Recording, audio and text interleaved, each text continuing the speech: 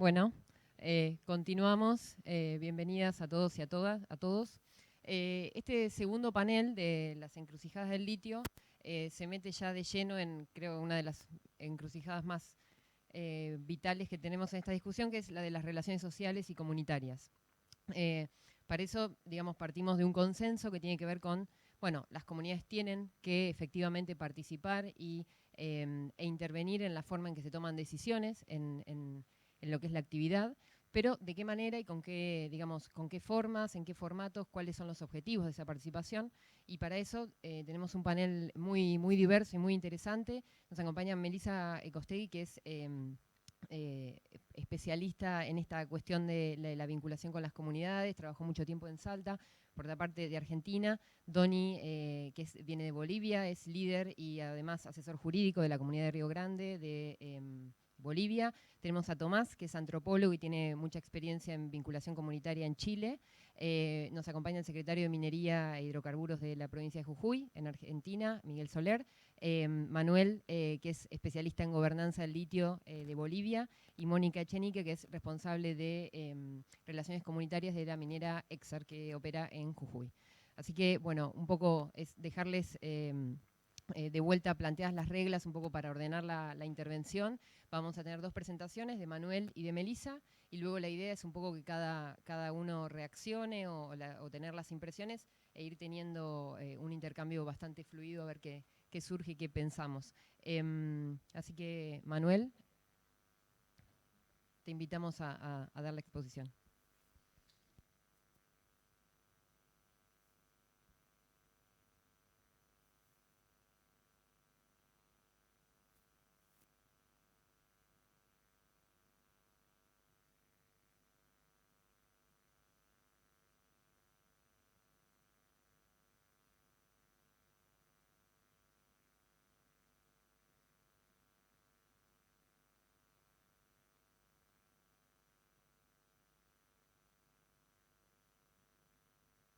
Lo más sencillas posibles, que es lo que hasta ahora hemos tratado de, cómo comprendemos este asunto de las relaciones sociales desde la perspectiva principalmente de las comunidades, pero también en una visión de gobernanza multiactor. Primero, claro, esta metáfora del triángulo del litio está detrás. Sí, claro.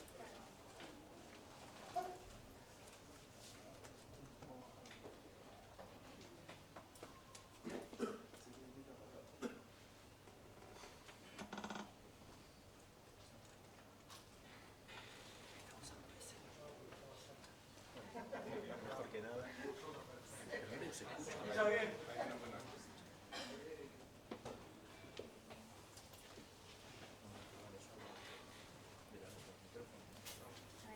Hola, ahora sí, mucho mejor. Bueno, entonces esta presentación resume un poco este asunto del debate sobre las relaciones sociales en torno a la relación precisamente de las comunidades y esta especie de convivencia de la minería de litio y bueno, las poblaciones humanas en este mismo territorio. Y les decía, este asunto de la metáfora del triángulo de litio tiene mucho que ver en cómo nosotros, qué es lo que está en juego en este tipo de discusiones, digamos, ¿no? Entonces, para algunos son recursos estratégicos, digamos, para una parte los actores son los recursos críticos para la transición energética, por ejemplo. Para otros es la renta económica que proviene de la minería del litio. Y para otros son los humedales, los recursos, digamos, de biodiversidad. Para otros es la vida humana, mi cotidianeidad, cómo vivo, cómo me desarrollo, cómo crezco, cómo mi familia, mis hijos van a seguir viviendo en estas condiciones. Es decir, el asunto es qué está en juego. Y a través de este asunto de la metáfora del triángulo, uno se da a dar cuenta de qué es lo que estamos haciendo y cómo estamos gestionando estos territorios, con qué perspectiva y con qué dinámica. Por ejemplo, en el caso de Bolivia, se está desarrollando una empresa pública, que es una visión distinta a la de empresa privada. Es una visión tal vez que por lo menos teóricamente debería promover una minería con mayor participación social. Bueno, Entonces, además hay que decir que, claro, hay gente ahí también, hay comunidades. Aquí tenemos a uno de los miembros de esa comunidad, felizmente en esta mesa, que nos contará más al respecto. Luego del debate de esta mañana rescatamos también el asunto de cómo estamos haciendo gestión de ese recurso crítico mineral estratégico. En el caso del litio, el uso de una tecnología que se ha asentado desde los años 70, que es el de las piscinas de evaporación, que sigue siendo la tecnología dominante en este espacio geográfico, deviene también en este asunto de cuánto efecto podría existir del uso de esas piscinas en este territorio que está conformado por, bueno, diversidad de actores locales. En el caso de Bolivia nosotros tenemos, por ejemplo, al menos 6 territorios indígenas en distintos grados en distintas ubicaciones geográficas alrededor y dentro del Salar de Uyuni. Entonces, el reconocimiento de que existen personas ahí, hay comunidades, solamente en uno de los 30, 50 salares que están en juego, es importante, ¿no? En algunos salares, claro, casi no hay mucha gente, pero en muchos es muy importante la gente, por un lado. Entonces, la idea es traerles a discusión el cómo convivir con la minería del litio desde la perspectiva de las poblaciones humanas que viven ahí hace miles de años, cientos de años, ¿no? Y ese es el asunto que debería traernos a la discusión, al debate, en esta mesa en particular. Es decir, lo que está en juego no es cuánta renta podemos obtener, lo que está en juego no es si vamos a o no aprovechar esta ventana de oportunidad para insertarnos internacionalmente, sino en esta mesa queremos traer a discusión, lo que está en juego es cómo generamos una convivencia, bueno, no sé si armónica es la palabra, pero una convivencia sana entre estos procesos globales, nacionales, territoriales, locales, y los procesos históricos ancestrales que se vienen dando en esos territorios, ¿no? Hay diversidad de posicionamientos allá. Por un lado, hay reivindicaciones de mayor participación local. Por otro lado, hay estos reclamos de participación en la distribución de beneficios. Y por otro lado, hay un reclamo, una reivindicación, un discurso, una narrativa relacionada con la defensa de los valores del territorio. Por ejemplo, el tema del agua, ¿no? Digamos que hay esos 3 grandes grupos de discursos o narrativas que conviven también en un mismo territorio. Una misma comunidad, una misma población humana, un mismo pueblo puede tener esas narrativas en distintos momentos del tiempo, en distintas circunstancias salen a la luz estos elementos, ¿no?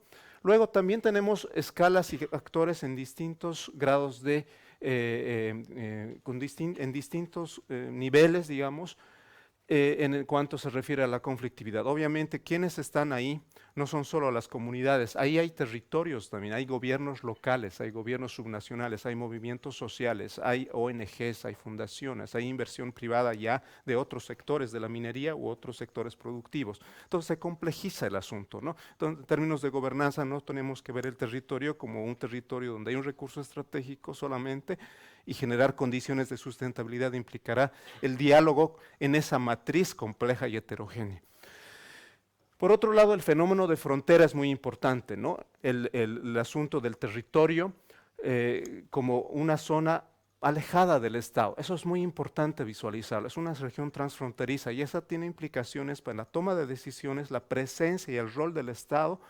Bueno, claramente es diferente en una región de frontera que en una región donde hay una presencia fuerte o central en términos de poder. Por ejemplo, en la zona metropolitana de Buenos Aires hay una presencia clara del Estado, probablemente en algunos niveles no, pero en una zona alejada de frontera, en el norte argentino, es otra cosa, ¿no? Es otro panorama.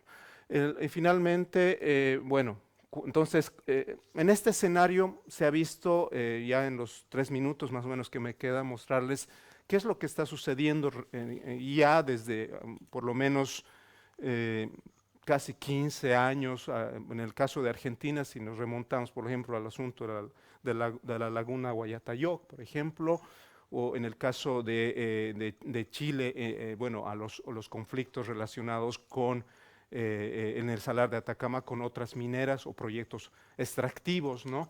Que datan también de esa época. Entonces se generan en este, digamos, siglo XXI una especie de resistencia a la minería, ¿no? Que se va complejizando en los últimos años por distintas razones, Y en el caso, digamos, de lo que recientemente ha ocurrido, nos generan, digamos, ciertas preocupaciones respecto a qué es lo que se debería hacer para que se mejore esta participación local de las comunidades. Por un lado, pero por otro lado hay fenómenos de mayor participación y soberanía en los asuntos relacionados con la minería de litio. Ese es el caso de Bolivia. En Bolivia hay por lo menos 3 o 4 proyectos, anteproyectos de ley sobre el litio que vienen de las organizaciones locales, ¿no? O sea que se van construyendo también a través de ciertas organizaciones indígenas de base campesina, otras de base indígena y otras de carácter cívico. Entonces hay una especie de conformación de base de propositiva con distintas características. Probablemente tengan estas esferas de distribución de beneficios, pero también las de defensa de protección del territorio, combinadas en mayor o menor grado.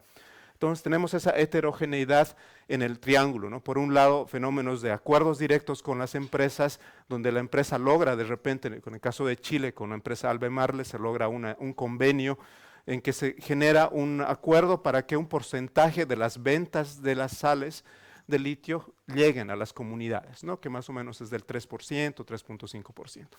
Por un lado, pero por otro lado, en la misma comunidad se genera un movimiento de resistencia. Se dan cuenta, en el mismo territorio hay esas dos posiciones.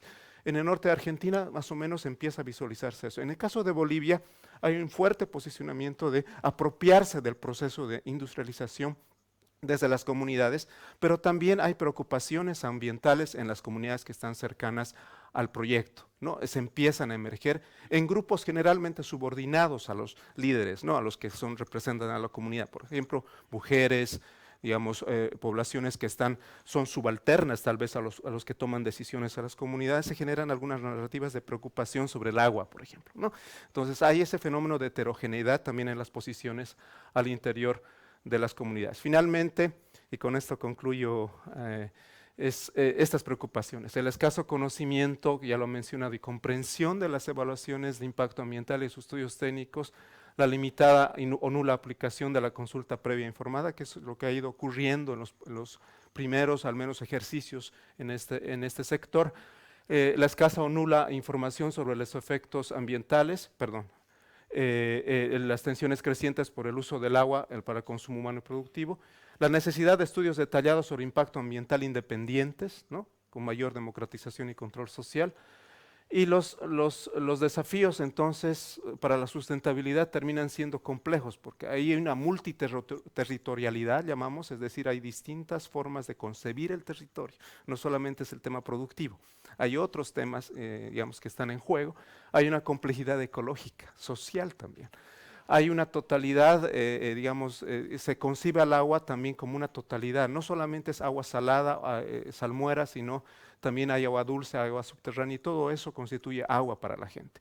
Entonces también eso es importante. Hay una gobernanza multinivel, como les había comentado, y hay digamos, una necesidad de profundizar mecanismos de transparencia y aprender de lo que ha pasado con la minería y la industrialización en los 3 países en este, digamos, curso histórico de por lo menos 50 años, ¿no? Desde que han empezado las primeras operaciones de esa magnitud. Creo que con eso concluyo la exposición. Muchas gracias.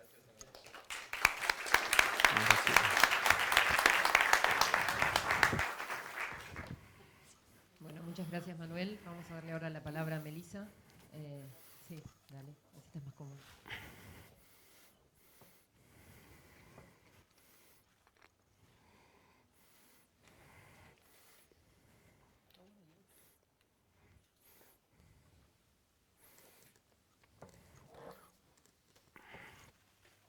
Hola, hola. ¿Ahí se escucha bien? Sí. Bueno, buenas tardes a todos nuevamente. La idea de esta presentación es poder discutir algunas cuestiones quizás más particulares, va a ser muy breve, que estén vinculadas más bien a un caso particular. Manuel creo que ya dio un ejemplo o una caracterización general de la situación de la explotación de litio en lo que es el triángulo del litio, así que bueno, yo voy a intentar enfocarme en un caso particular. Y un poco la idea que guía esta presentación es esta pregunta que tiene que ver con la justicia en el proceso de extracción de litio. ¿Es justa la minería de litio en Argentina? Esa creo que es la pregunta que bueno, orienta esta charla. Y me voy a basar en un trabajo que se publicó hace muy poquito, que es un comentario sobre un proceso de consulta que inició la provincia de Catamarca el año pasado, a fin de año, y en el que nosotros tuvimos una participación de alguna manera, participamos en la audiencia pública, participamos también en las charlas anteriores a este proceso de consulta, y hemos visto que hay algunas cuestiones para discutir. El enfoque que tuvimos en este trabajo fue más bien etnográfico, charlamos con la gente de las comunidades, también hicimos algunas entrevistas y participamos de charlas y de la audiencia pública. Entonces, a partir de este trabajo en particular, me interesa que mencionemos como disparador para este panel temas de cuestiones distributivas, quienes de alguna manera enfrentan los costos de la producción de litio, quienes obtienen beneficios, quienes participan en la toma de decisiones, quienes deberían participar, si se reconoce o no que hay poblaciones vulnerables vinculadas a la extracción de litio, si se respetan o no derechos indígenas y más en general derechos humanos. Bueno, para contextualizar un poquito el caso de Catamarca, hay ahora muchos proyectos de litio, van llegando cada vez más, que están en distintas fases, desde exploración hasta producción. La provincia tiene la característica de que tiene el proyecto más antiguo en Argentina, opera en Catamarca desde el 97 Fénix, que es operado por Livent, y hay un escenario bastante conflictivo, no solo vinculado a la minería de litio, sino más en general a la minería o megaminería. Ha habido manifestaciones, incluso algunas terminaron en represión, también ha habido líderes comunitarios detenidos. Entonces, en este escenario es en el que de alguna manera se enmarca esta consulta que yo les voy a comentar. Y después, por otro lado, si pueden ver acá en la imagen que está en el fondo, esto es la vega del río Trapiche, que está muy cerca de un acueducto de Livent, que hace unos años una comunidad empieza a denunciar que se secó. Y se secó porque la empresa limitó el curso de agua hasta la vega, y a partir de ahí se abre todo un nuevo panorama en el que las comunidades empiezan a ver impactos ambientales concretos de esta empresa en el territorio, y se genera un escenario bastante conflictivo. En un contexto también de acceso muy limitado a servicios, que en realidad son derechos básicos, por ejemplo, comunidades que no tienen energía eléctrica a las 24 horas, no hay cloacas en condiciones, el acceso a salud y educación es limitado, no hay gas natural. Es en todo este panorama que el Estado de Catamarca decide comenzar con procesos de consulta, y en este caso yo me voy a basar en la consulta para el proyecto Sal de Vida. Bueno, lo que hemos visto nosotros básicamente es que hubo varias irregularidades en esta consulta. En primer lugar, había que inscribirse de forma presencial, 48 horas antes de que inicien tanto la audiencia pública como las charlas previas. Esto hizo que mucha gente que vive en zonas rurales o muy alejados de los lugares donde se podía inscribir no pudiera realizar ese proceso de inscripción.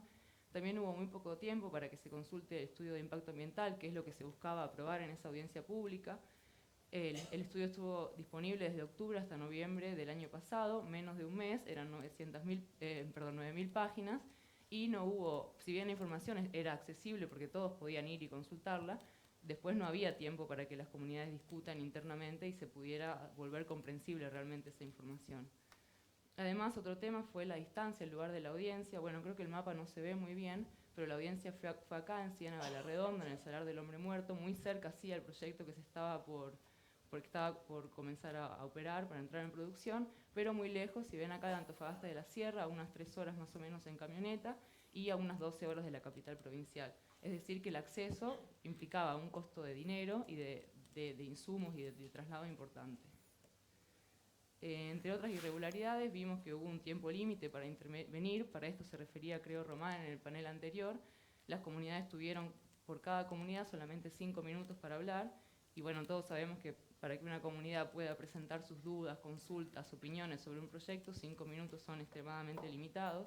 5 minutos después de que la empresa presentara su proyecto durante más de 3 horas. Esto generó mucha irritación por parte de la gente que estaba en la audiencia.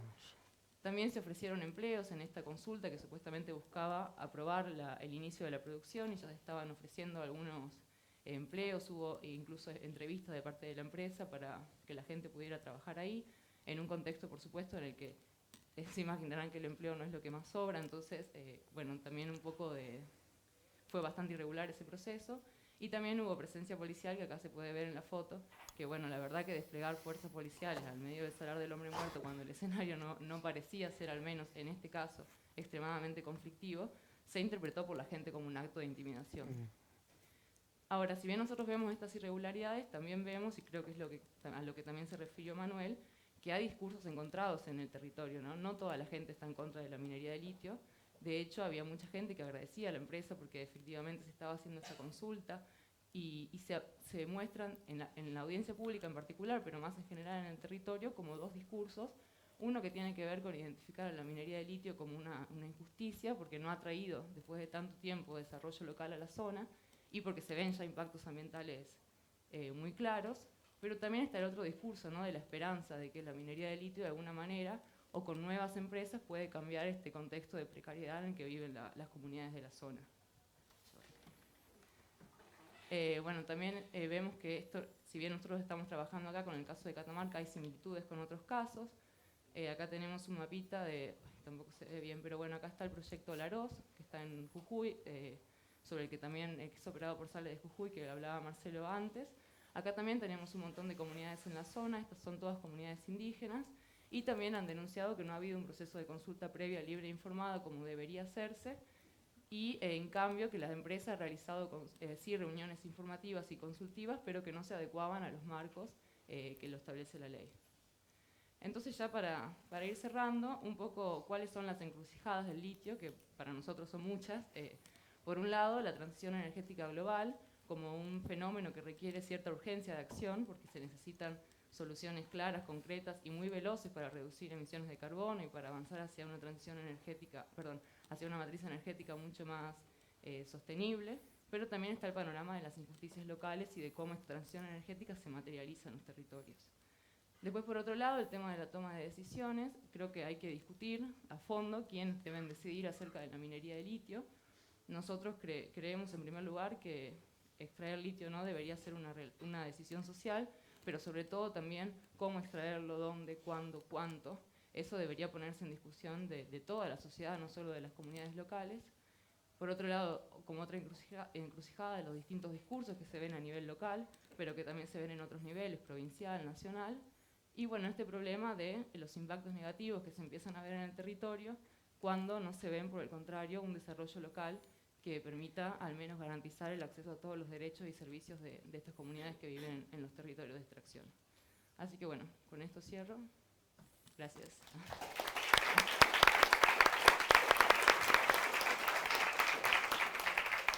Bueno, muchas gracias, Melissa.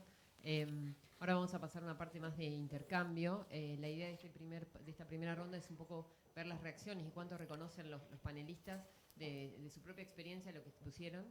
Vamos a empezar con Tomás, si te parece, un poco que nos comentes qué ves en términos de diagnóstico Gracias. común, el trabajo de lo que es la práctica, ¿no?, de la vinculación con las comunidades en Chile. Aló, sí, ¿no? Mira, escuchaba ante la pregunta que hacía inicialmente Manuel, qué consideraciones había que tener para la coexistencia de la industria del litio en contextos de comunidades locales, indígenas en este caso. Y aquí tomé algunos apuntes de lo que pienso que podría valer la pena discutir, que tiene que ver con las formas de territorialidad indígena del área surandina, del área andina y en particular también del área surandina circumpuneña, que podríamos denominar como una territorialidad archipielágica, si se quiere. Es decir, para entender, digamos, que los grupos humanos no solamente están situados en los pueblos en que se localizan, sino que también requieren de los recursos que están en lugares muy distantes del territorio, en algunos casos hasta 200 kilómetros de distancia. Digamos, una pequeña comunidad tiene pastoreos en lugares tan distantes como eso, en un sistema un patrón de asentamiento que desde la historia se conoce como los archipiélagos verticales. Es decir, la idea de que las comunidades hacen un uso de complementariedad ecológica del territorio en pisos que están o más arriba o más abajo de su localización central nuclear, pero que tienen estos archipiélagos, estas islas, que sobre todo en el desierto, esta metáfora funciona muy bien, digamos, porque lo que separa estas islas del núcleo es un mar de arena, digamos. Y eso es muy importante tenerlo en cuenta porque a veces parece que el desierto estuviera totalmente vacío, inerte, y en cambio sí tiene vida, y esos trayectos que tienen estos recursos que son muy importantes para ecosistémicos, digamos, muy importantes para la existencia y supervivencia de estas comunidades, están situados en estos puntos muchas veces distantes, y los mismos caminos también están llenos de contenido simbólico, de ritualidad, y además de eso, todos estos elementos que están en el paisaje tienen una convivencia con los seres humanos que conforman lo que desde la antropología de la naturaleza se ha llamado una comunidad cósmica. La idea de que también hay interlocutores con identidad propia que están en el entorno, que no son solamente humanos, sino que son los cerros, son las aguas, y de hecho en la cosmología atacameña tradicional de Canantay tienes a los Malku, que son los cerros, tienes al Puri Tarajner, que son el agua, digamos, a la Pachamama Patajoiri, que es la tierra, y todos los sistemas vivos que en ella coexisten, con los cuales hay una relación además de reciprocidad. Por eso de ahí la importancia también de los convidos, los pagos, los sacrificios rituales, que se repiten, digamos, de una forma calendaria, cíclica, y hay también otro elemento de la complementariedad, a propósito de lo cíclico, que no necesariamente el uso de un espacio es tan permanente y regular, sino que hay espacios que se activan y se desactivan. Hay unos autores que hablaban ya en los 80 de complementariedad cíclica, es decir, hay épocas en que un lugar se ocupa y otras en que se deja de ocupar, pero eso no quiere decir que no sea parte de la memoria y del territorio de esa comunidad, y que eventualmente también es de considerar que podría llegar a ser importante o en otro momento, o que lo es, en último caso, también simbólicamente. Luego también decir que estas formas de... bueno, que también lo otro, y relacionado con algo que mencioné al principio, que está esta idea de una complementariedad reticular o internodal, que no solamente son los puntos que se están conectando, sino que son los caminos y las conexiones entre ellos.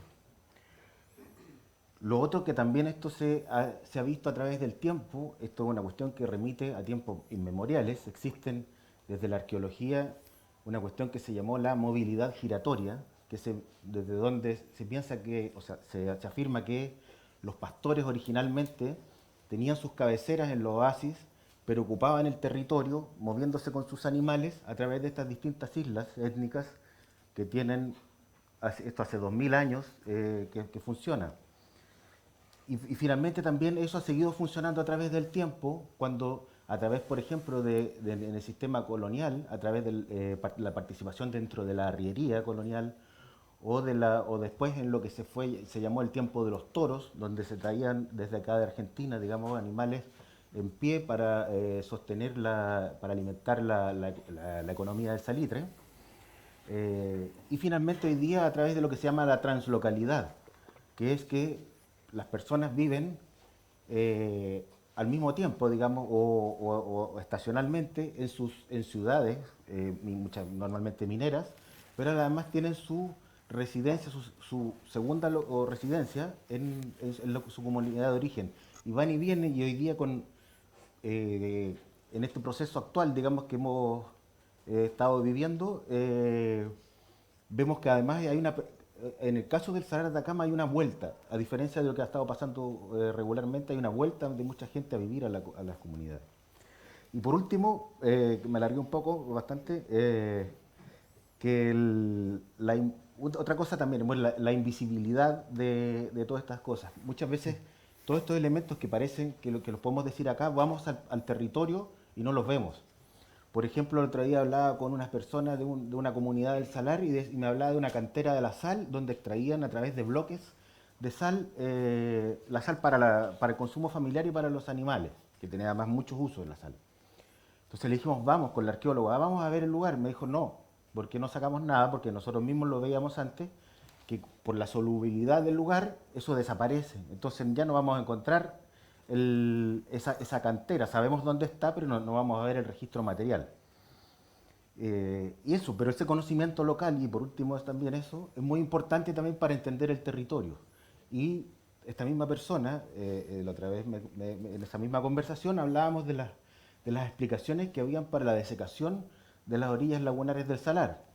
Y ahí habían dos cosas, desde las observaciones propias de esta persona que conoce muy bien su territorio, hasta también aprendizajes que ha tenido a partir de las asesorías técnicas profesionales de entidades externas. Entonces, explicaba también algo que hoy día en la mañana lo veíamos de una explicación hidrogeológica, digamos, que es que desde el...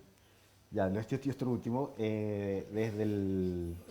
explicaban dos razones por la secación de las orillas del salar. Una es por el cambio climático y la disminución de las precipitaciones en el altiplano, y por lo tanto menor escurrimiento de aguas por las quebradas, y lo otro por las extracciones de las mineras del salar, pero que además esto produciría un desecamiento, como decía él, hacia arriba, es decir, no solamente se secan las orillas lagunares, sino que también esa sequía empieza a subir por las quebradas.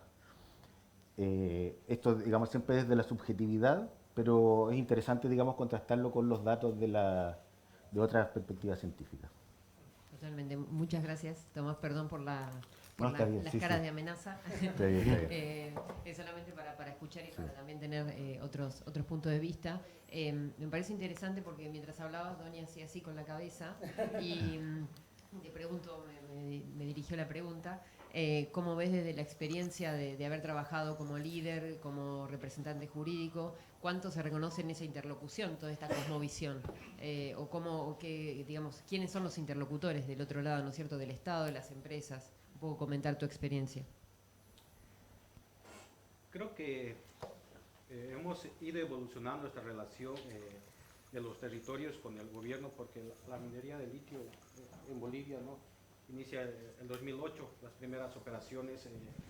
Recuerdo que en la década de los 90, cuando estaba yo niño, la tendencia era ir a las ciudades para poder estudiar, buscar fuentes de trabajo, pero ya con esta recuperación de la identidad cultural y el afecto a lo rural, ¿no?, gracias al gobierno de Evo Morales, entonces hay otra tendencia de volver a los lugares rurales, ¿no? En el caso mío, yo saliendo de la universidad volví a mi pueblo natal, a Río Grande. Así que se ponga el micrófono más cerca. Ahí creo que ha visto. Pero ahora. Habla ahora. Allá está. Muy joven, profesional, fuimos evolucionando esta relación con el Estado para conformar, porque no había conocimiento de la gente local y viene un joven profesional que lo miraban como que él tiene que representarnos porque ha llegado de la ciudad y es nuestro joven que tiene que representarnos, y hemos ido un poquito aprendiendo en el camino, como también lo ha hecho la parte del Estado, porque creo que hemos tenido falencias de ambos lados por el tema de que estábamos ingresando en una minería que no era tradicional, como se la ve en Bolivia. El tema del litio, nosotros como comunidad siempre hemos visto de que no se repita la historia del extractivismo en Potosí. Entonces, el tema del litio ha sido una propuesta que ha sido lanzada desde las organizaciones sociales al gobierno de Evo Morales. Por eso nosotros hemos mostrado esa disposición de poder aportar y apoyar en este proyecto. Sin embargo, con el curso del tiempo, estas relaciones se han ido volviendo un poco más alejadas por el carácter estratégico que ha tenido el litio, ¿no?, a nivel global. Entonces, creo que hay bastantes ejemplos de que como territorios no estamos con una visión en común. La única visión en común sería de que no queremos que se repita la historia solamente de extractivismo. Hay distintas visiones desde las comunidades, ¿no? Hay algunas que intersalar, ¿no?, que están a orillas del salar, que de alguna manera rechazan los proyectos de litio porque afectan su vivencia, porque viven de la ganadería, de la agricultura y del turismo que significa el Salar de Uyuni. Hay otras comunidades que sí ven la oportunidad y la esperanza de que el litio pues genere mayor desarrollo a las comunidades. Siempre ha habido esos choques entre el Estado y las comunidades porque de alguna manera el mandato de la ley es que en los territorios indígenas, originarios y campesinos se respeten los derechos de los pueblos originarios, y en el caso de las consultas previas o públicas se hagan respetando los usos y costumbres. En el caso boliviano ha pasado de que estas consultas públicas eran una especie de socialización, de decir, esto vamos a hacer y esto vamos a generar, esto vamos a ganar como bolivianos y esto va a generar fuentes de ingreso. Entonces, la participación, como lo han anticipado, también era de 3 minutos o 5 minutos, ¿no?, y de 2 o 3 personas en una provincia de Norlipes, por ejemplo, que tiene 54 comunidades. Entonces, la participación social ha sido reducida y hemos visto desde Río Grande, comunidad que está a 30 kilómetros del proyecto de litio en Bolivia, de prever una serie de convenios o acuerdos internos con la empresa estatal de litio. Creo que ha sido eso algo que ha nacido desde la comunidad a cambio del agua. Recuerdo que llegaron unos días los técnicos del gobierno y mandan una nota al corregidor de la comunidad e indican necesitamos autorización para perforar unos pozos para extraer agua. El corregidor me llama y me dice, me mandaron esta nota. Quien la firma era un técnico de baja jerarquía de la empresa estatal. Entonces yo sostengo y digo, no, si esto tenemos que confirmarlo, hay que llamar a una reunión grande de la comunidad, pero que sea el mismo encargado presidente de entonces que solicite y venga aquí hasta la comunidad a mostrarnos los beneficios, qué es lo que vamos a recibir a cambio de autorizar el uso del agua para el uso industrial del litio. Entonces, esas experiencias de alguna manera han generado esas relaciones entre el Estado boliviano y la comunidad con la firma de un convenio que se ha ratificado también en el 2017, ¿no? El primer convenio ha sido suscrito en el 2014, el segundo convenio ha sido ratificado en el 2017, ¿no? En la cual se ofrecía algunas oportunidades de trabajo para los que vivimos en Río Grande. Sin embargo, actualmente todavía falta regular el tema de estos procedimientos para las consultas públicas y la aprobación de lo que va a ser los impactos ambientales. Y yo rescato mucho el panel anterior en la cual hablaban de comisiones mixtas para poder poner los indicadores y que sean aprobados por las comunidades. Actualmente estamos trabajando como comunidad y como organizaciones en un proyecto de ley que vaya a regular esto, porque en Bolivia todavía no se ha destinado ningún monto a las comunidades o municipios por la venta de carbonato de litio. Entonces tenemos un reto muy grande para poder normar, viendo las experiencias de Chile y de Argentina. En Bolivia es un caso muy particular porque es el Estado quien está definiendo que quiere tomar en cuenta las organizaciones sociales, pero también sabemos que detrás del Estado también está lo político y a veces caemos como líderes o como organizaciones sociales, ¿no?, en esa tendencia política de apoyar o no apoyar. Por eso yo siempre he tratado de ser un poco neutral y no ser parte de esa pulseta, porque hay detractores y evidentemente la visión de toda una región potosina no es la misma que tiene la comunidad de Río Grande. Entonces creemos que debe primar el respeto a la madre tierra, pero también debemos de hacer énfasis en lo que es el desarrollo social del lugar, porque es importante ver un desarrollo paralelo entre la industrialización del litio y el desarrollo de las comunidades que recientemente están cambiando un poco, ¿no?, y mejorando su calidad de vida. Gracias, Doni. Súper interesante el comentario y me parece que para sumar a esto la visión desde la experiencia de la gestión pública, Miguel, un poco preguntarte cómo ves estos desafíos y qué aspectos o qué dimensiones que tal vez todavía no se hablaron se tienen que articular desde la visión del Estado. Sí, ¿se escucha? Sí, lo prendí bien. Bueno, primero que nada, muy buenas las presentaciones también porque disparan y muy bueno lo que planteó Martín al principio de todos tenemos nuestra linternita viendo nuestro foco, cómo hacemos para hacer el abordaje multidisciplinario. Para mí la industria minera, industria base, es una de esas, la necesita. Cuando uno va a una empresa y ve toda la gente que trabaja, yo soy geólogo, trabajamos un 1% geólogo y después trabaja un montón de gente de otros rubros, gente que hace sociales, gente que desarrolla proveedores, gente que hace traducciones. Es realmente un monstruo la parte multidisciplinaria. Ahora, no es un monstruo en cuanto a la cantidad de gente. ¿Está bien? Primero que nada, hay un punto muy importante que planteó recién desde Bolivia, el tema del Estado presente. El Estado tiene que estar presente. Sin un Estado presente es imposible que haya una organización y desarrollo de un territorio. En el caso de Argentina, nosotros somos un país federal y cada provincia tiene la obligación de estar presente en su territorio Y, por ejemplo, yo, secretario de Minería y Hidrocarburos, estoy dentro del Ministerio de Desarrollo Económico y Producción. Entonces, la actividad minera es una actividad productiva más, y la premisa que tenemos dada es desarrollar integralmente el territorio, aportando cada uno con la parte productiva que pueda.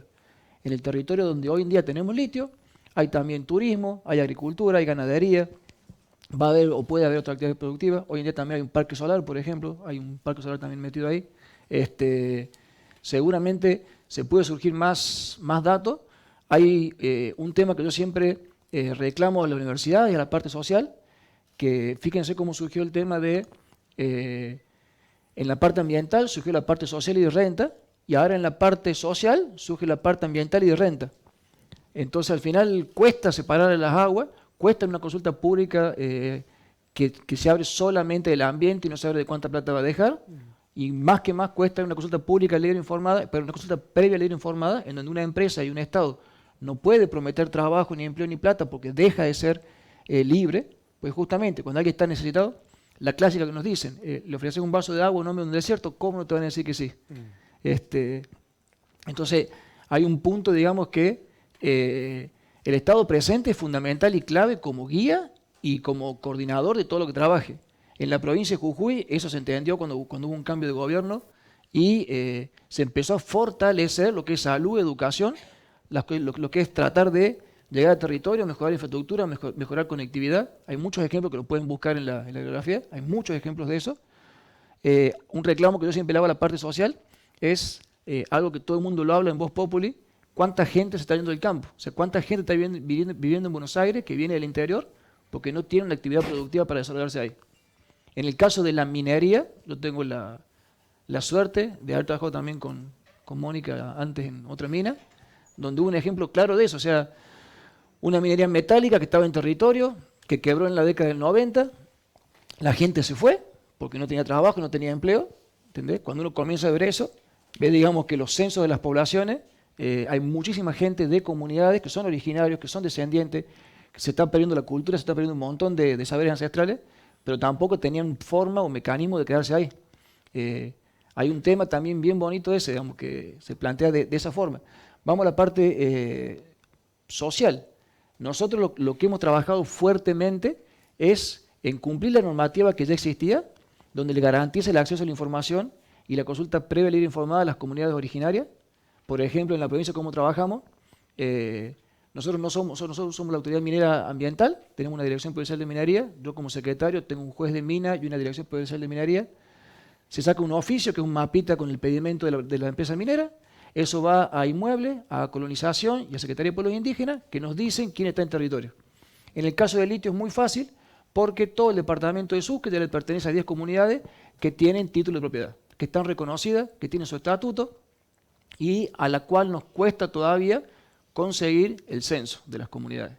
Porque cuando comenzamos a gestionar los datos, fíjense que se estuvo hablando un montón de los datos ambientales, datos de la empresa, datos de las páginas web, datos del gobierno. Pero cuando nosotros tenemos la obligación de desarrollar un territorio, también necesitamos saber dónde está la gente, a qué se dedica, qué quiere seguir, qué quiere avanzar, porque hubo un comentario recién que también hicieron. Hay gente que ha reclamado en Olaroz Cauchari de no haber tenido consulta recientemente, que es una comunidad que se llama Comunidad de Origen de Coyamboy, que las propias comunidades han sacado ya nota diciendo que esa comunidad no existe. Sin embargo, sale en los medios, sale en la prensa, sale por muchos lados, y es una comunidad indígena que no tiene personalidad jurídica y que las propias comunidades del territorio no la reconocen. Por lo tanto, se está violando el derecho indígena al pelearse entre ellos, digamos. O sea, de cualquier forma, ¿cuál es la mejor forma que se tiene para trabajar desde el Estado para que no pase lo que plantean en otros países, en otras regiones? La seguridad jurídica nosotros la exigimos y la pedimos para las empresas y para las comunidades y para la gente. Nosotros somos funcionarios, somos aves de paso. La gente del territorio, como bien plantearon, lleva muchos años y va a seguir muchos más después que nosotros.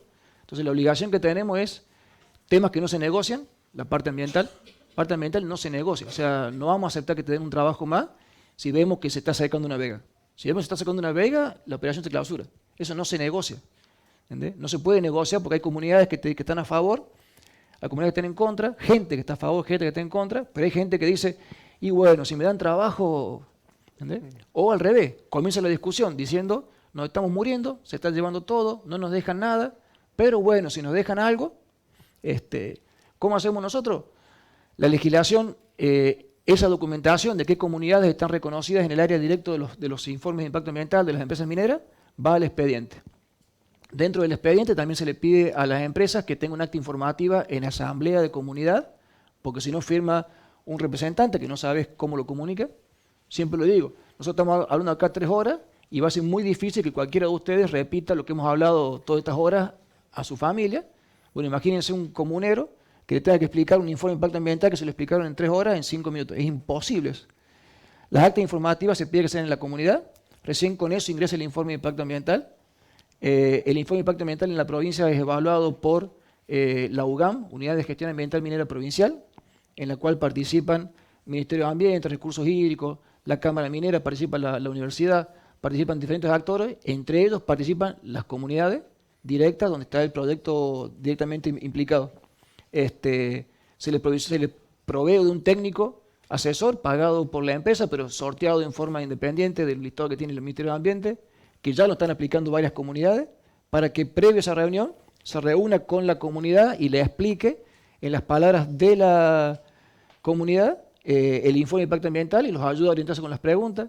Después se hace una evaluación en la reunión UGAM, en la cual participan todos los miembros y miembros de las comunidades, y después se pide un acta de consulta previa libre informada, nuevamente en asamblea de comunidad, en donde cualquier comunidad que requiera es acompañada por la Secretaría de Pueblos Indígenas, que también es un organismo que empezó en el 2015, es acompañada por ellos, que tiene que certificar que esté bien hecho el proceso, y todas esas actas y toda esa información va nuevamente al expediente.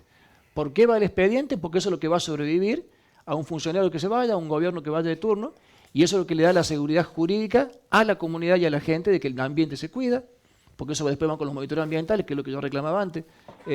Los monitores ambientales son expedientes y va a trascender a una gestión. Tiene que seguir siendo utilizado por la gente. Ya voy cortando.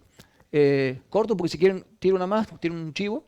En este momento estamos haciendo un procedimiento de consulta de acuerdo a Escazú, estamos cambiando la legislación ambiental, www.mineriasjujuy.gov.ar. Los invitamos a que ingresen también a eso porque es parte de lo que se ha venido trabajando para fortalecer la seguridad de todo. Entre ellos estamos también legislando la línea de base ambiental y con respecto al estado presente y el desarrollo comunitario, puedo hablar cuando me dé vuelta porque estamos con esa línea también. Dale. Está apagado y se escucha igual. Mónica, un poco saber cuál es tu reacción un poco frente a lo que viene planteando el panel y los desafíos. El primero va a ser prender el micrófono. Hay una tapita.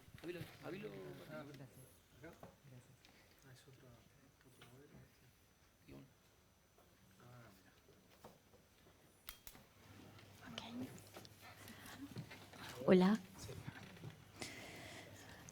La verdad, tanto y tantas cosas que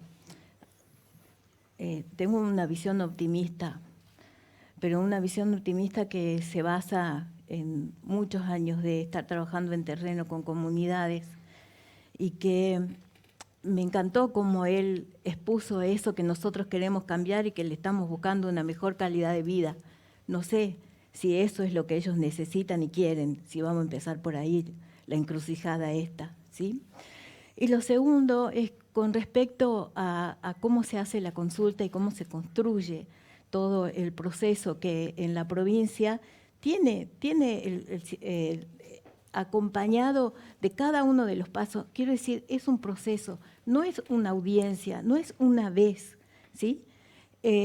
Para ganarnos la confianza de la gente, las primeras veces se hicieron los informes de impacto ambiental de la parte social en asamblea, donde la comunidad le daba la palabra al comunero. ¿Por qué? Porque pasaba eso de que ellos decían, entonces vienen, hablan con uno y después escriben lo que se les da la gana. Era una queja, ¿era verdad? No, no era verdad, pero a lo mejor sí, se sentían excluidos. Entonces la forma de ir solucionando esas cosas que se van dando en el terreno, en el día a día. Yo escucho acá y se me dieron 5 minutos. Discúlpenme, hace 13 años que tengo millones de conversaciones con la gente y horas de horas. Cada asamblea dura muchísimas horas, ¿sí? Y no solamente que la empresa les explica y que va con gente que está especializada en cada una de las ramas, y uno no puede pensar que la comunidad, que cualquier individuo de comunidad que ahora en estos últimos 10 años está empezando a tener colegios de educación secundaria, puede entender lo que hay en un informe de impacto ambiental que nosotros no entendemos. Ustedes me los dan y yo la parte medioambiental la entiendo porque me gusta, pero voy a lo social, a ver qué puso esa empresa o qué dijo, ¿sí? Y lo demás lo leo porque lo tengo que saber, pero juro que ya a esta altura es tan complicada la química y la planta y la descripción que no lo sabemos, pero sin embargo, hace 13 años que venimos presentando informes de impacto ambiental, no es una sola vez, es cada 2 años, y cada 2 años se le explica a la gente toda la parte medioambiental que ellos desconocían y que ahora tienen conocimiento de eso, porque hay informes de base, pero por supuesto, ¿quién va a leer todo eso si son todos 6 libros de este tamaño, toda la información? Entonces yo creo que cuando hablamos de cómo es que ellos tienen que estar informados, es el proceso de acompañamiento. Estamos nosotros ahí y estamos dispuestos a dar la información que ellos necesiten en el momento que lo requieran, no cuando nosotros desde afuera se nos ocurra, sino que en el momento que ellos están viendo algo. ¿Y cuándo preguntan? Cuando ellos son empleados y empiezan a entender el proceso. Entonces esas preguntas ya no son una pregunta cualquiera, son preguntas precisas en la que está su cosmovisión, pero ya también hay algo de la ciencia. Cuando ellos nos quieren pelear, ellos dicen, yo no creo en la ciencia. Ah, y ahora todos ustedes ¿a dónde van? ¿Qué le contestan? ¿Qué le contestamos nosotros desde la ciencia? ¿Verdad? Entonces a mí me parece que sí hay que darle participación, es lo que yo busco y los escucho muchísimo, ¿sí? Pero es una cuestión de que no se resuelve en un solo momento.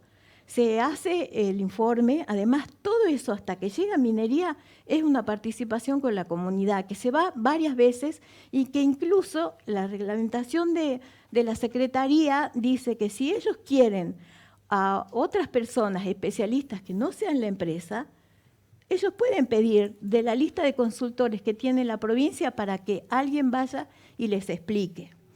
Al principio de todo esto, ¿sí? Acá está Rodolfo Tequi, lo estoy viendo ahí sentado.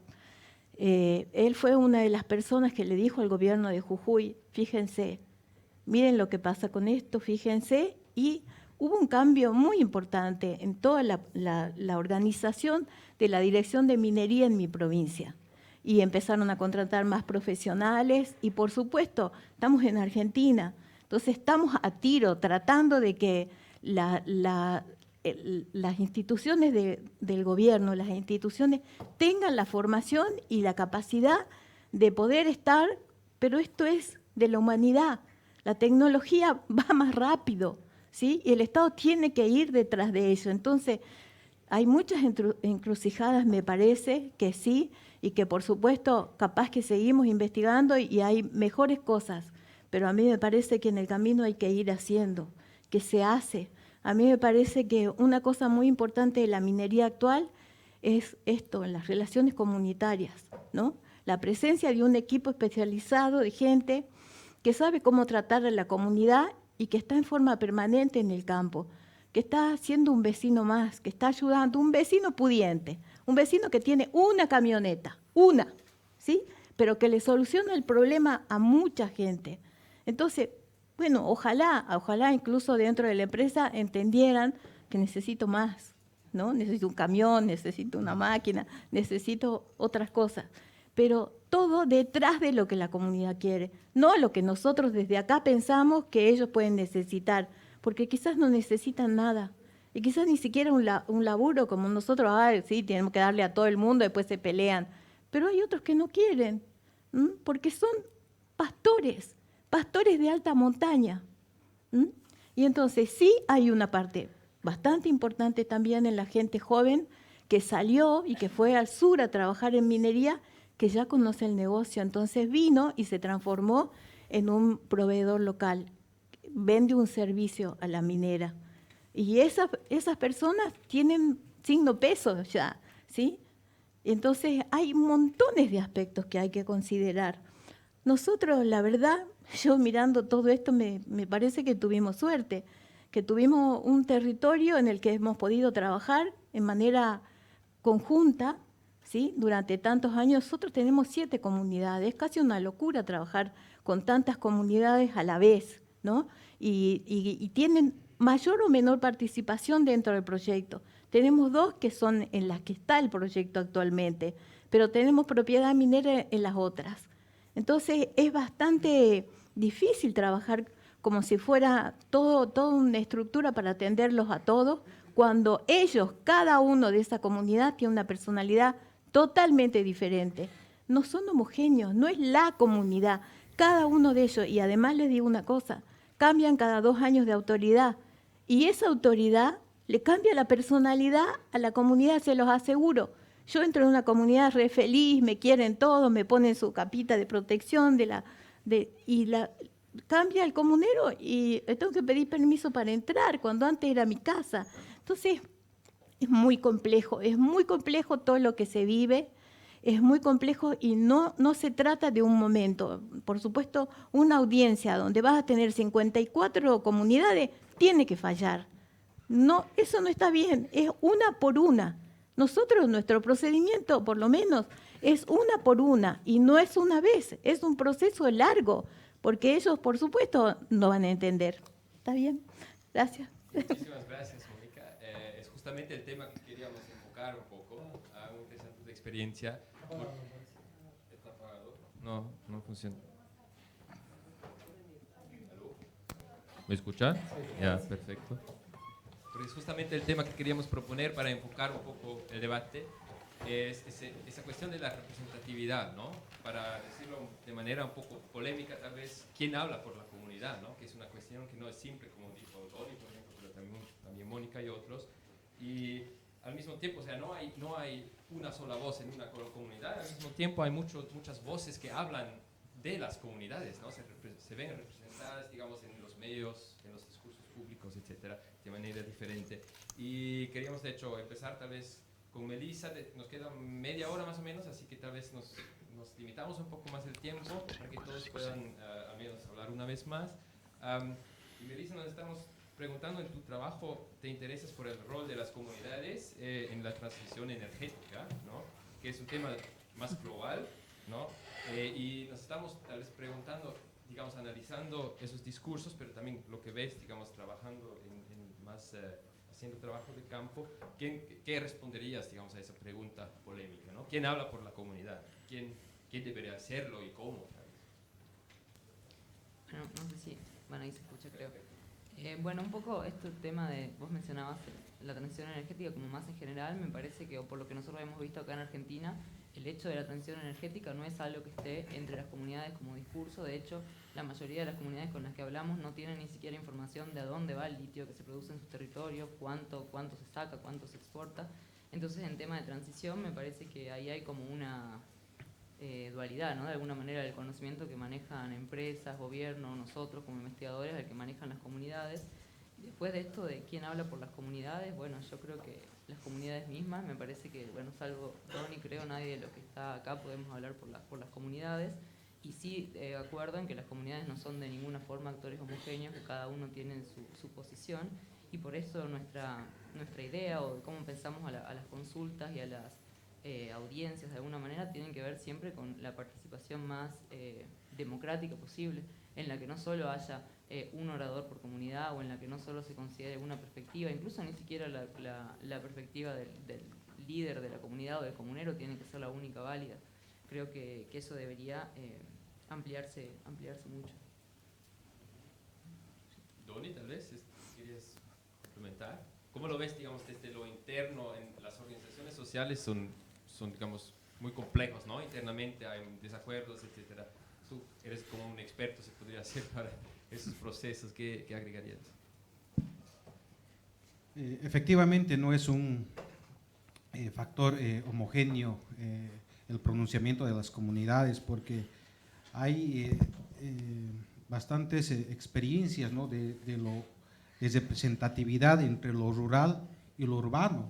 podemos hablar en el caso boliviano, ¿no? Que bueno, por bastante tiempo las ciudades capitales se han atribuido la voz de los municipios. Hoy en día las comunidades y las organizaciones sociales han levantado la voz, pero internamente tampoco hay, ¿no?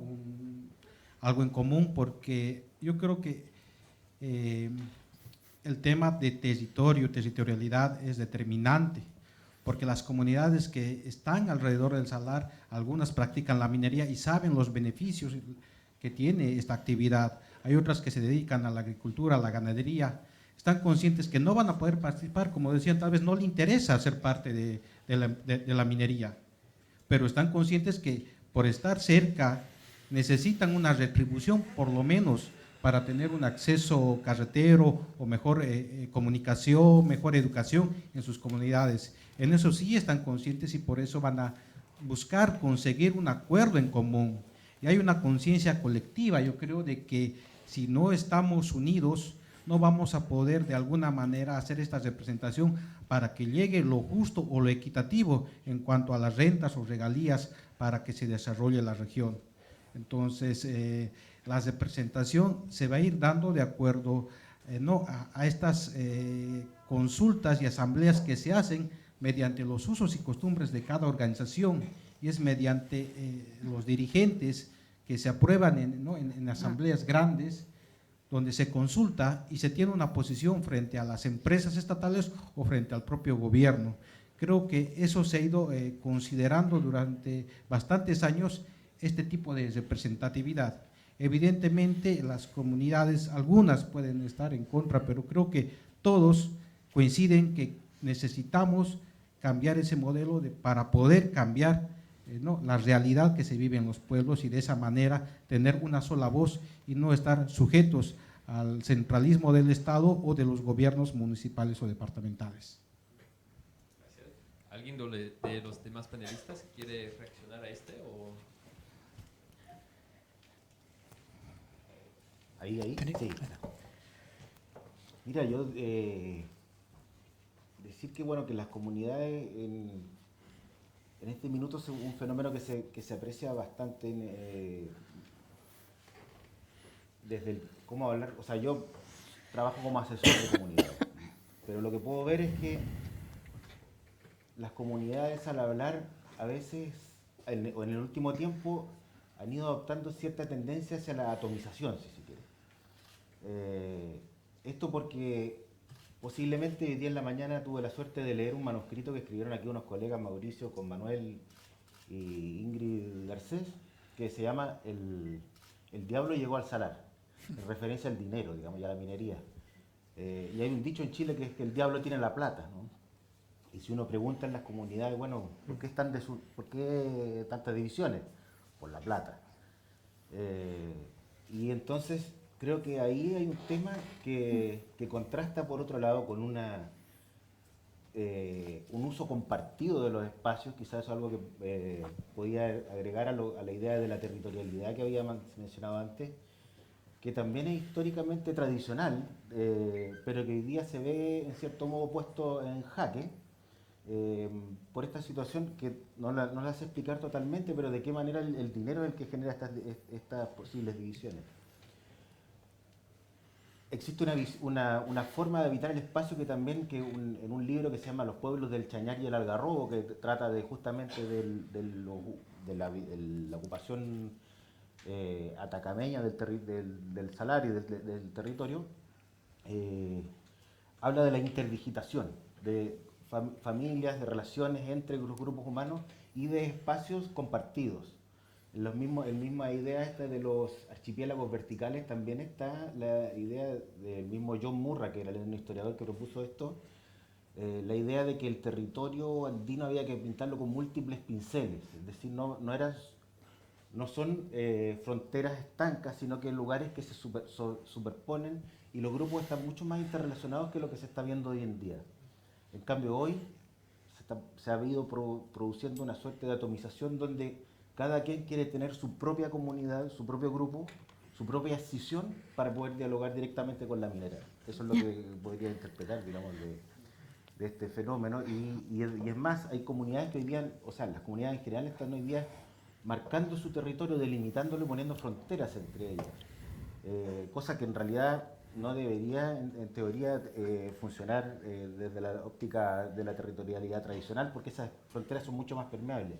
Y más aún, en esos espacios, esos intersticios, esos puntos fronterizos, hay grupos que están diciendo, no, perdón, aquí nuestra comunidad está en este punto de intermedio. Entonces también ahí está generándose toda una conflictividad interna, que a propósito de la suerte de haber leído el artículo, la detectaron muy bien aquí los compañeros. Sería una especie de dilema, ¿no? Que, digamos, los ingresos permiten vivir en esos espacios, pero también cambian, digamos, el escenario social, digamos, en las comunidades. Sí, sí. No sé si los demás... Creo.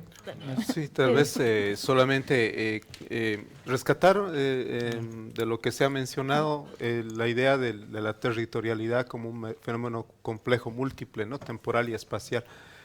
Y a la vez esto de las visiones, ¿no? ¿Qué es lo que realmente está en juego cuando hablamos de litio y transición energética, ¿no?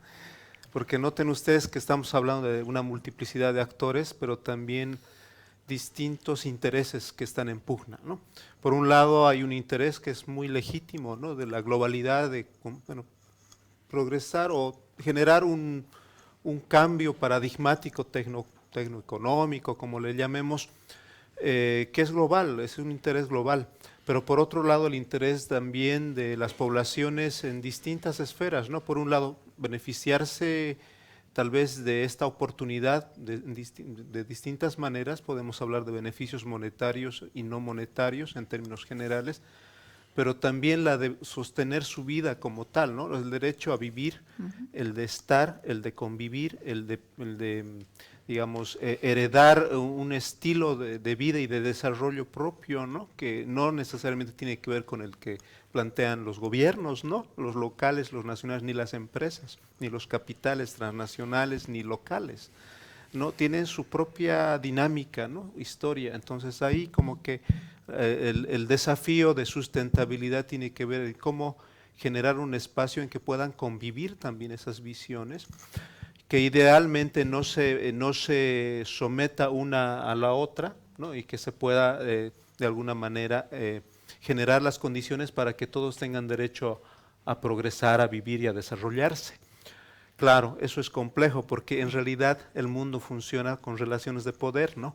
Es decir, hay asimetrías de información, de poder económico implícitas, entonces ahí está el desafío de cómo generar ese espacio de convivencia en esas condiciones asimétricas, ¿no? Entonces yo diría que vamos por ahí. Miguel y Mónica, ¿cómo están? ¿Cree? Sí, ¿cómo ustedes organizando, digamos, y participando en esas consultas? ¿Cómo ven, digamos, tal vez esa diversidad de visiones, etcétera? Contesta. No, justamente, esa diversidad se ve todos los días y se ve siempre. Por ejemplo, Mónica lo planteaba bien, cada 2 años cambian las autoridades y cambian los actores y cuesta mucho llegar a todo. Por eso yo lo planteo siempre. Mira, nosotros mismos lo estamos discutiendo ahora, varias veces surgió el ping-pong, litio estratégico, litio crítico, y yo te puedo decir, lean el informe de Sesquemar. Litio es un mineral que tiene importancia económica, o sea, un mineral que tiene importancia para el desarrollo económico. La provincia de Jujuy está declarado como los recursos naturales importantes para el desarrollo económico de la provincia. El suelo, el INTA lo declaró el suelo como un recurso natural importante para el desarrollo económico. Porque entendemos que tenemos la suerte, yo siempre digo, la Pachamama nos dio el litio, tenemos la suerte de tenerlo, tenemos la suerte de tener la provincia de Jujuy, el litio, plata, plomo, zinc, que son 4 minerales que están necesitando para la transición energética. Ahora, yo siempre planteo de vuelta la lamparita, me gustó el ejemplo ese, vamos más arriba. Estamos todos preocupados por el cambio climático y por cuidar nuestro planeta.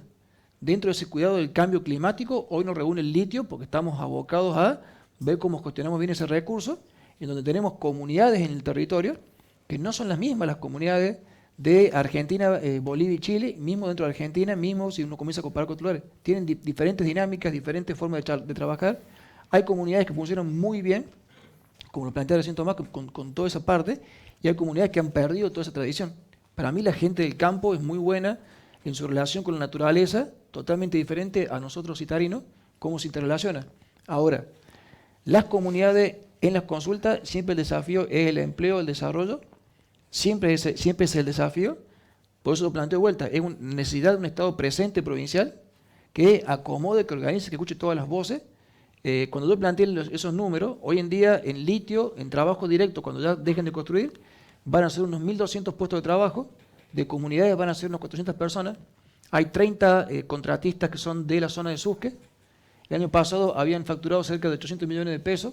Cuando uno habla en materia de renta minera, la verdadera renta minera no son las regalías, la verdadera renta son empleo y proveedores. Ahora, si Susque, no me acuerdo exactamente en este momento el INDEC lo que dio, si el departamento de Susque tiene 45.000 personas y solamente 400 trabajando en litio, obviamente que tengo un montón de personas que van a tener otra voluntad de trabajo, y si son gente de comunidades, y bueno, hay que darle su espacio para ver cómo se quieren desarrollar, pero tiene que ser un Estado presente, el que favorezca el diálogo entre todos los actores, todas las actividades productivas. Las empresas, bienvenido sea, porque tienen un aporte económico diferente, pero no son las que tienen que liderar el proceso, sino a partir de un Estado presente, en diálogo con las comunidades, ver la mejor forma de desarrollo.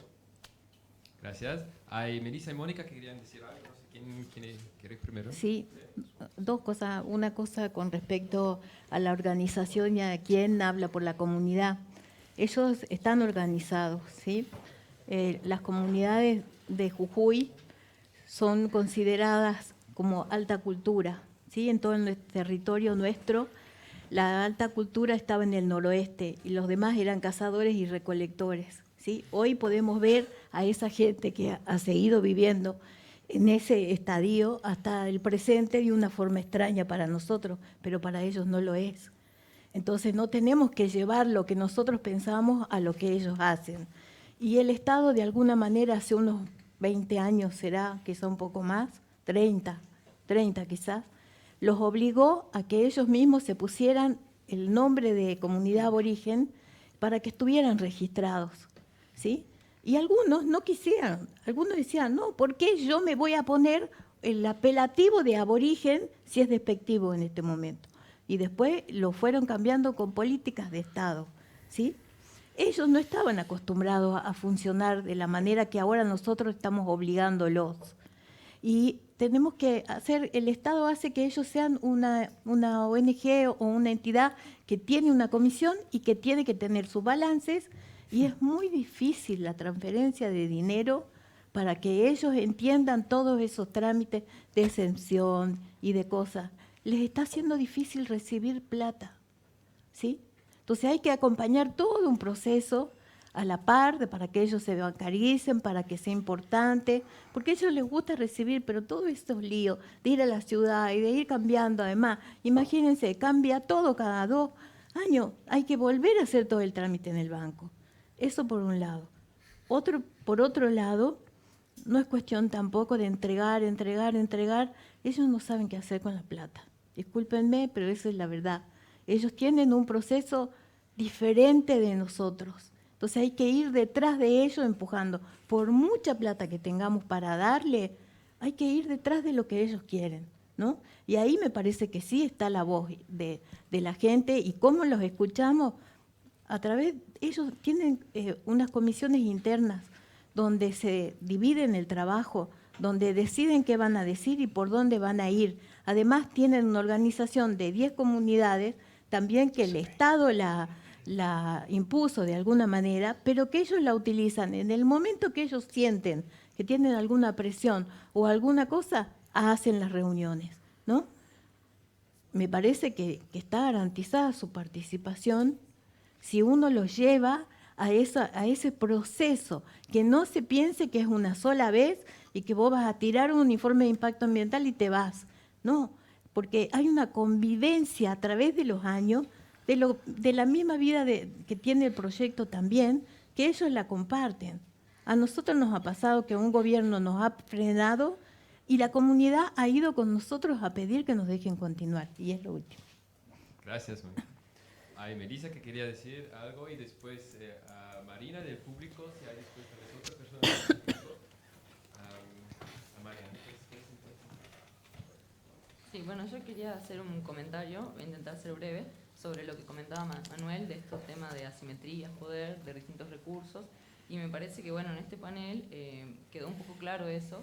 La intervención anterior, Mónica comentaba que como parte de política de la empresa, la idea es llegar a las comunidades, ganarse la confianza de la gente, y nosotros justamente lo que mostramos en este trabajo es que ir a las comunidades y ganarse la confianza de la gente no es un proceso de consulta.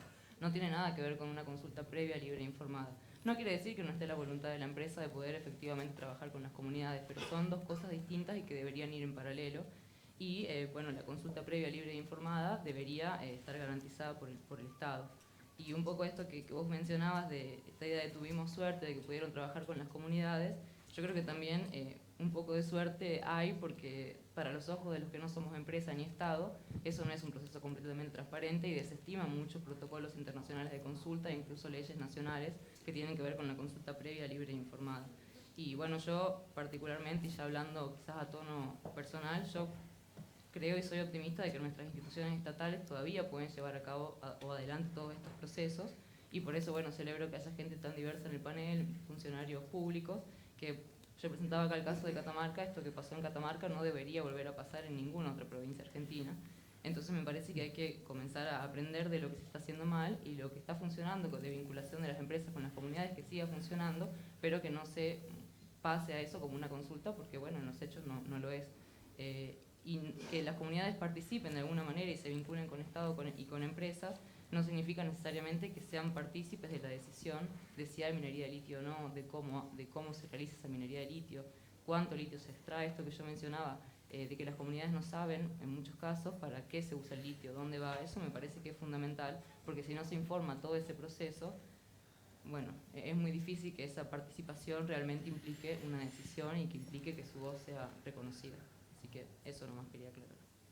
Gracias, Melissa. Tenemos 3 preguntas del público. Marina, primero, por favor, un poco breve, si pueden. Después, había Mariana, y después el que no conozca el nombre, señor. Hola, no sé. Acá está. Bueno, no sé si... Se apaga.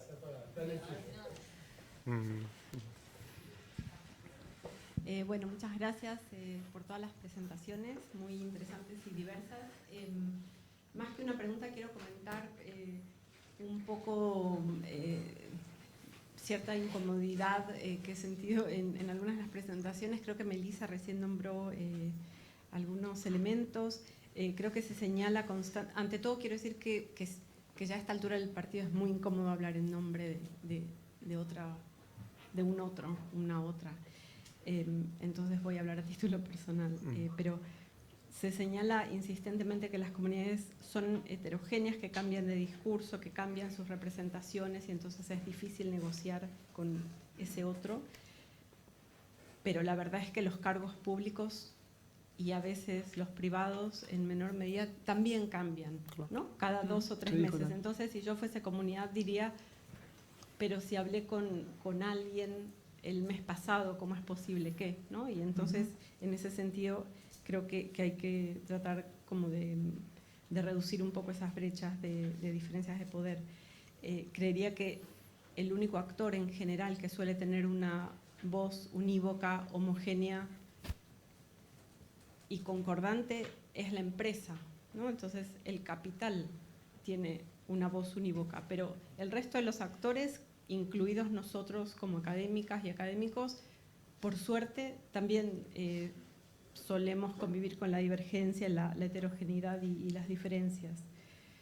Y volviendo a lo de la consulta previa, lo mismo, en algún minuto Mónica dijo, se les explica o participan de algo en lo que yo busco, o no entienden. Se dijo varias veces que no entienden los informes de impacto ambiental. Yo tampoco los entiendo, no, creo que también se le atribuye a las comunidades una capacidad o incapacidad, que creería que el 80% de las personas acá sentadas tampoco entenderíamos tan fácil ni tan rápido un informe de impacto ambiental. Entonces creo que la consulta previa precisamente rompe un poco la noción de inevitabilidad, que eso al fin y al cabo es, creo que, parte del asunto. Se llega a la comunidad cuando ya se está por desarrollar, pero todos sabemos que por desarrollar quiere decir que esté en la puerta el inicio del desarrollo de ese proyecto.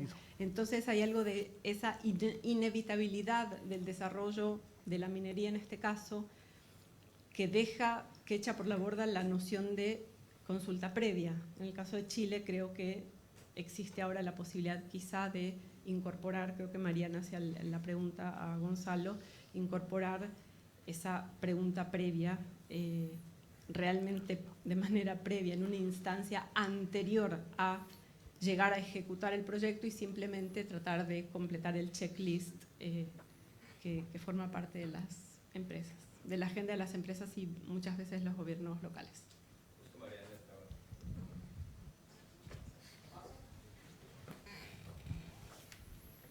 Perdón de nuevo, después me voy a quedar callada. Que esta parte de las comunidades también me interesa mucho. Quiero tocar dos temas cortos. Primero, la desconfianza. Bueno, yo tengo que hablar desde la verdad de mi experiencia. No soy dueña de ninguna verdad.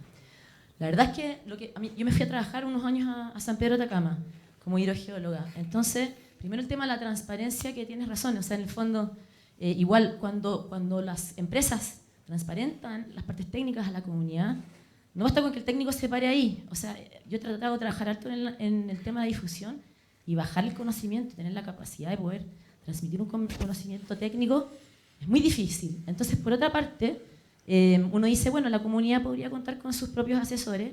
Y a mí me pasó que fui a vivir a San Pedro de Atacama un tiempo y de forma muy desinteresada empecé a intentar buscar trabajo con las comunidades y la verdad es que el nivel de desconfianza es superior.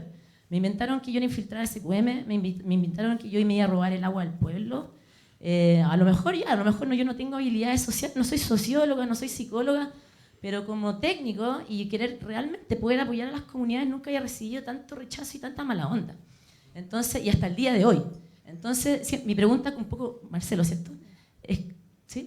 Tomás, perdón. Es como entender un poco cómo uno se puede como ganar esa confianza, porque yo estuve viviendo ahí 5 años, entonces tampoco es como que no, tú tienes que estar acá o qué sé yo.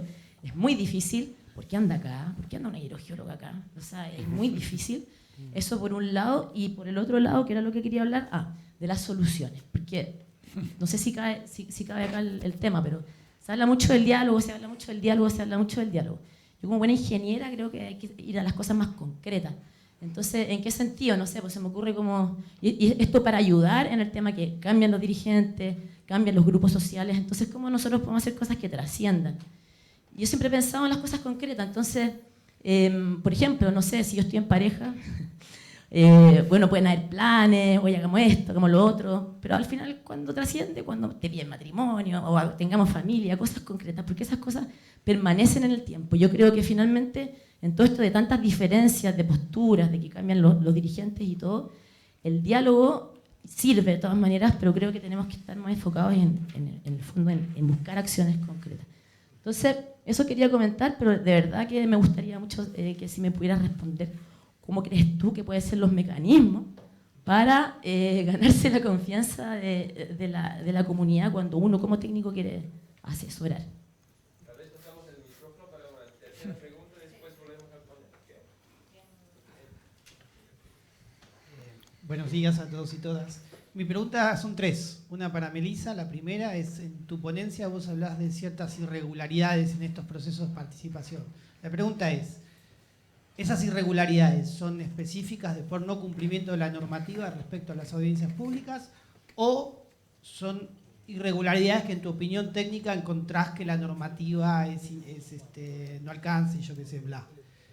Para los compañeros de Bolivia, mi pregunta es la siguiente.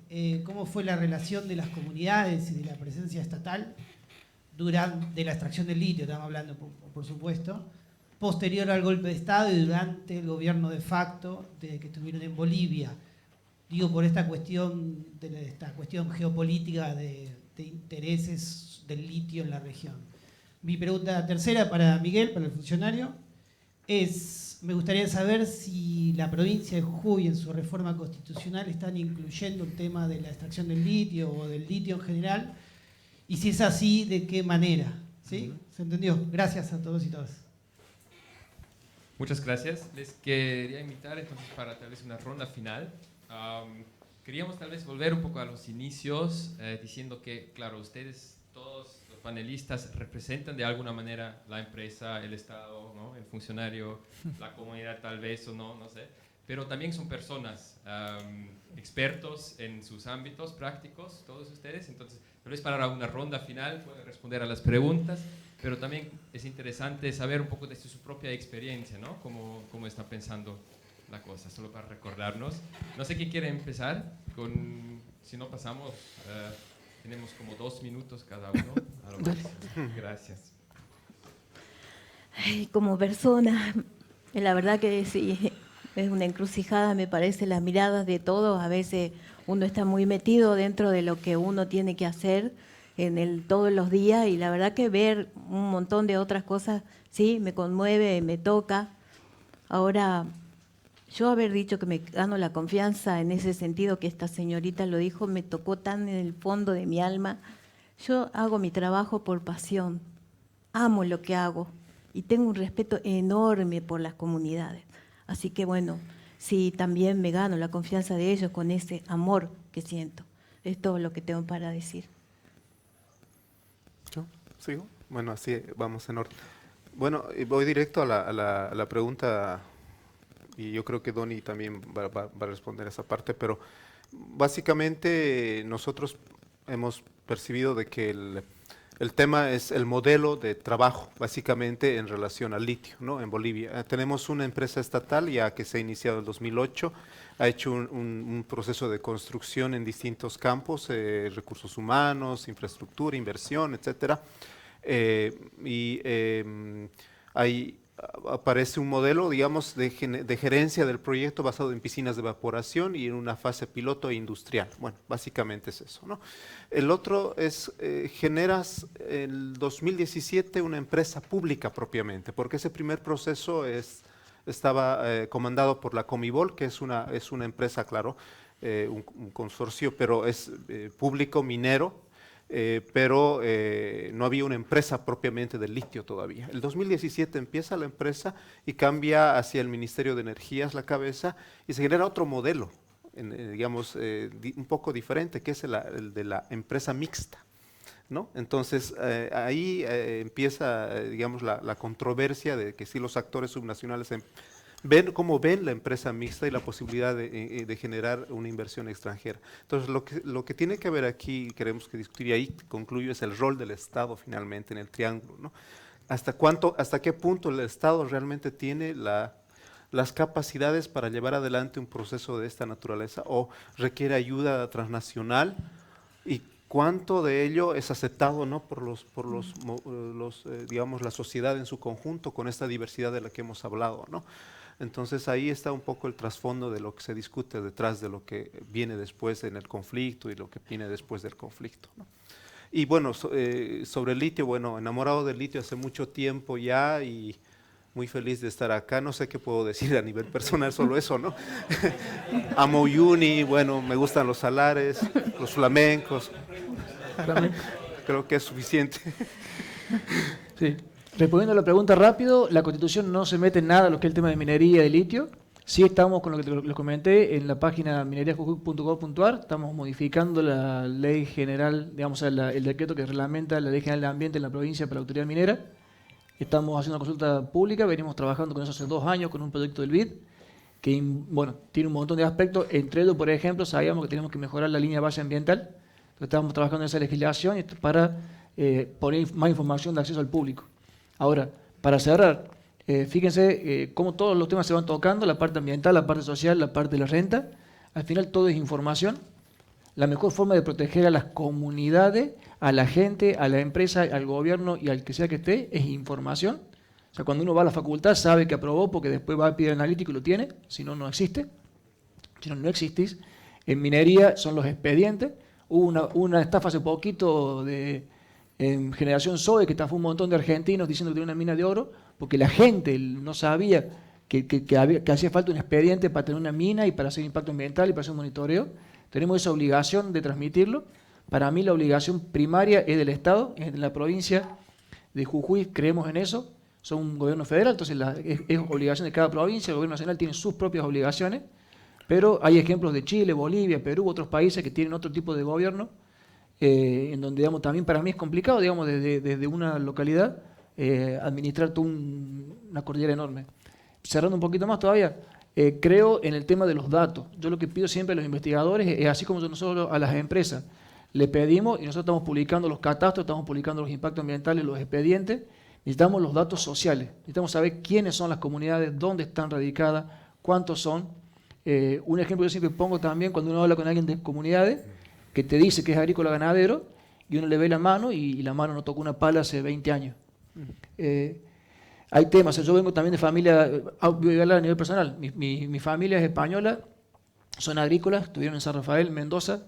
A nivel personal, trabajé en CONICET, tengo un doctorado en volcanismo, estoy dando clases en la universidad, trabajé en empresa privada, gerente de Perú, por eso conozco mucho las comunidades de Perú.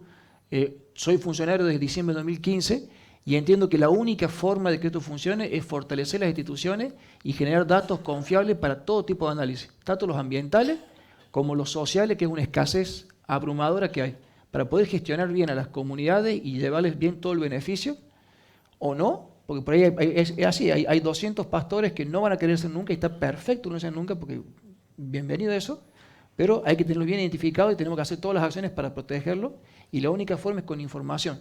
En la provincia se está avanzando de eso y nos falta mucho, no somos perfectos, somos perfectibles, pero entiendo que esta mesa de diálogo que se ha generado acá está buenísimo porque nos han juntado actores que usualmente no dialogamos. Es voluntad de diálogo, estamos todos de acuerdo que todos queremos que a las comunidades les vaya bien, que a Argentina les vaya bien, que haya más trabajo y usemos los recursos naturales. Con eso en común, construyamos algo en consenso, por supuesto con Bolivia y Chile, que son dos países hermanos. Dale. Ya, respondiendo a la pregunta de la compañera aquí, la verdad es muy difícil de responder porque yo en particular, y a propósito de la experiencia personal, llegué prácticamente sin querer a trabajar con comunidades, pero realmente esto empezó hace 30 años y no ha dejado de ser así, y es más, nunca he estado trabajando por ejemplo, para una empresa minera directamente. Ahora, no hay que sí desconocer que esto también forma parte de toda una industria y que esto es un tema que yo creo que se da para entrar a conversarlo también dentro de estos días, digamos, de que la asesoría de las comunidades no deja de estar inserta también dentro del desarrollo de lo que es la minería en los territorios,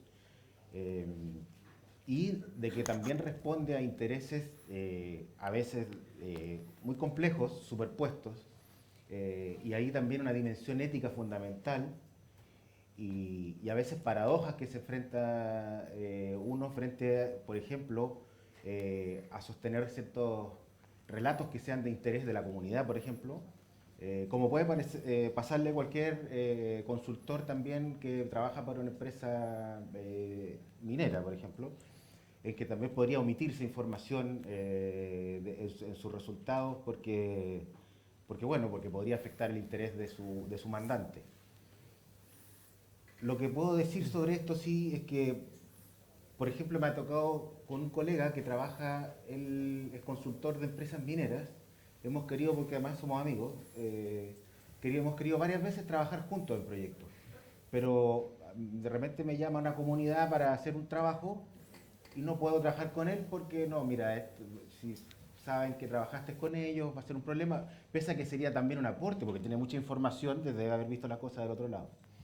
De la misma manera yo también me he inhibido, a pesar de que en realidad tampoco me han llovido muchas invitaciones desde las mineras, pero digo, entiendo que a ojos de las comunidades es muy importante eso, o trabajas de un lado o trabajas del otro, pese a que francamente también a mí me parece que los aportes no necesariamente se deben, no se deben renegar de los aportes de profesionales que pueden trabajar para las empresas mineras y que pueden estarlo haciendo muy a conciencia.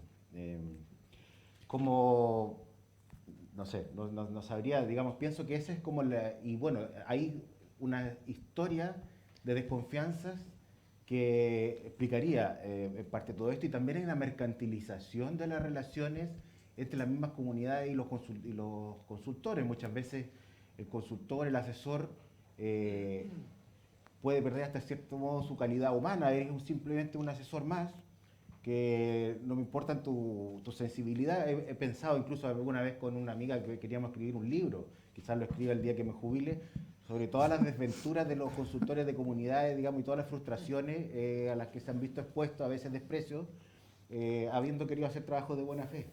Pero también hay que entender, por supuesto, esto no se trata de un lamento, sino solamente entender que hay detrás de todo esto una historia de desconfianza detrás. Gracias.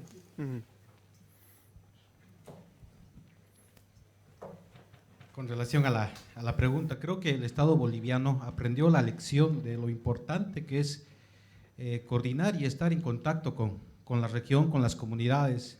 La crisis del 2019 fue en parte, ¿no?, por la molestia de la conformación de esta empresa mixta entre la empresa estatal y una empresa alemana, ¿no?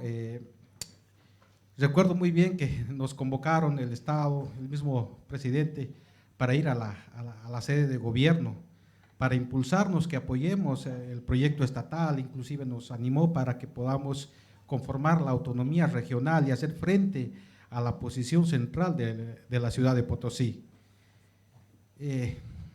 Sin duda eso ya era una medida, digamos, ¿no?, extemporánea, no tuvo resultados que se esperaban, pasó lo que pasó.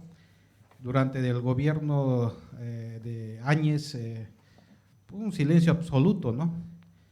Pero creo que ha cambiado la visión del gobierno, porque si vemos, el gobierno de Evo Morales tenía una visión más nacionalista, más estatista, se produce carbonato e hidróxido de litio 100% nacional.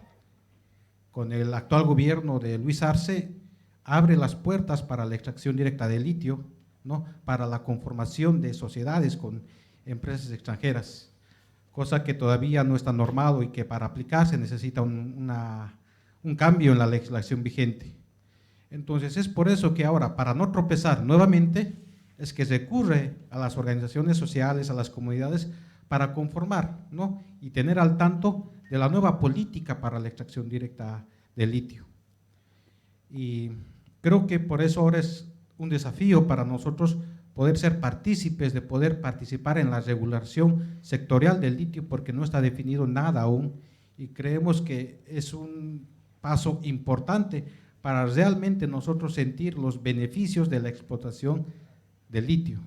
Vemos que con eso sí van a estar las reglas claras y vamos a tener de alguna manera ese cambio ¿no?, que hemos estado esperando en las comunidades alrededor del salar. Y creo que también nosotros, en vez de rechazar a los asesores, yo creo que los recibiríamos, ¿no?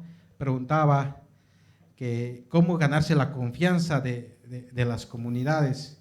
En el caso boliviano, creo que más bien nosotros estamos susceptibles, porque todo es el Estado, no hay otra empresa. Entonces hay esa susceptibilidad que el Estado no sea tan transparente por los objetivos institucionales, políticos que tiene a favor de toda Bolivia. Por eso es que a nosotros nos vendría bien esa ayuda y sentimos esa ausencia de repente de la parte de la academia o de la sociedad civil, de que haya una entidad que pueda de alguna manera asesorar o guiar cómo debería de ser todo este proceso de industrialización para ver el tema de lo que va a ser el impacto ambiental. Por nuestra parte, como comunidades, no tenemos más que los informes oficiales que nos da el gobierno y es la posición del gobierno contra la posición de las comunidades. Entonces sería de mucha ayuda tener quizás un hidrogeólogo que venga y nos diga la realidad que va a pasar en el futuro a nuestras comunidades por la explotación de agua subterránea que se hace, que actualmente es la misma fuente de agua que utilizamos nosotros para sobrevivir y que utiliza la empresa del Estado para la explotación del litio.